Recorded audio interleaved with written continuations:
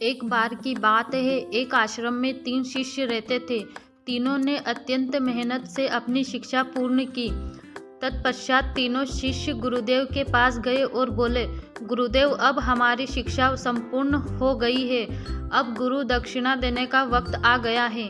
गुरुदेव मुस्कुराए और बोले, यदि तुम लोगों मुझे गुरु दक्षिणा देना ही चाहते हो तो कल मुझे एक थैला सूखे पत्ते लाकर दे दो।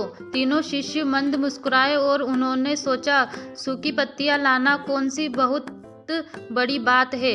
अगली सुबह तीनों शिष्य पास ही के जंगल में दक्षिणा हेतु सूखे पत्ते एकत्रित करने के लिए गए, परंतु उन्हें यह देखकर आश्चर्य हुआ कि जंगल में सिर्फ एक मुट्ठी सूखे पत्ते बचे हुए थे। यह देखकर वे तीनों बहुत अधिक परेशान हो गए। उन्होंने सोचा, अब गुरुदेव को दक्षिणा कैसे देंगे। तभी सामने से एक किसान आता हुआ दिखाई दिया, जिसने एक थैले में ढेर सारे सूखे पत्ते लिए हुए थे। उन्होंने उस किसान से आग्रह किया, भाई, हमें भी थोड़े सूखे पत्ते दे दो, हमें इसकी अत्यंत आवश्यकता है।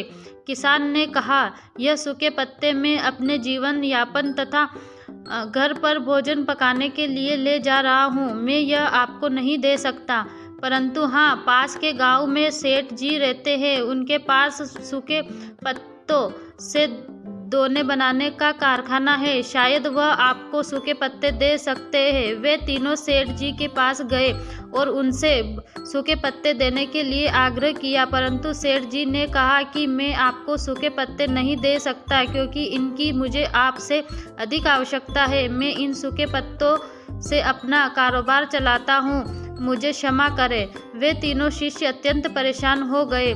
उन्होंने बहुत लोगों से पूछा तो पता चला कि पास में ही एक बूढ़ी दादी रहती है। वे सूखे पत्ते एकत्रित करती है, हो सकता है उनके पास से मिल जाए। तीनों बूढ़ी दादी के पास गए और उनसे सूखे पत्ते देने का आग्रह किया, परंतु बूढ़ी दादी उन सूखे पत्तों से दिया बनाया करती थी, तो उन्होंने भी मना कर दिया। अब तीनों छात्र निराश होकर आश्रम लौट आए और दुखी मन से गुरुदेव को सारी बात बताई कि वे उनकी दक्षिणा लाने में असफल रहे। तब गुरुदेव ने कहा, मेरे बच्चों, मुझे दक्षिणा की अभिलाषा नहीं है।